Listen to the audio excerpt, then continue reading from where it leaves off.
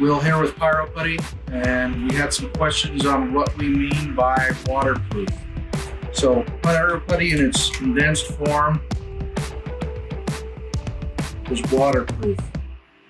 So what it is that putty is protecting those fine fibers that actually catch your spark or flame, and they're protecting them from the water so that when you expose those fibers, you're actually able to light them. So you can see I poured water in those cans, and it's been sitting there for a while.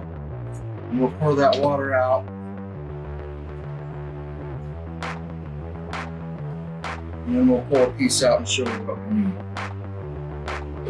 So that had water sitting in it for a little bit. We've actually soaked this in water overnight and still lit it. But you expose those fibers, and because that was in its condensed form, it kept those fibers from actually getting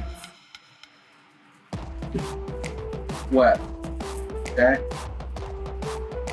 Now, if those fibers are exposed and they do get wet, the other option you have is you can squeeze the water out of the Pyro Putty. So I can work that in my fingers.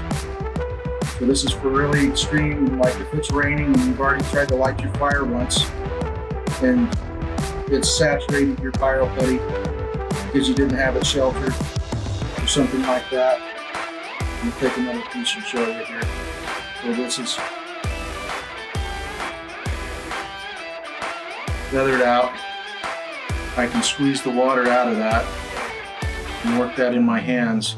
Now I can take and I can pull that apart, and what you want is those fine little fibers exposed once you expose the water out of it. And the cool thing is in those rainy or windy conditions, now you can pre-stack all your wood. So now you're sheltering it from the wind and the rain.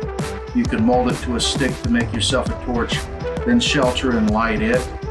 And once it's fully engulfed, it'll have a good wind resistance and a little better wind resistance against rain. And then you're able to shelter it and light it. So you can see that it is waterproof and has waterproofing capabilities. It's just the way, and make sure you use it properly.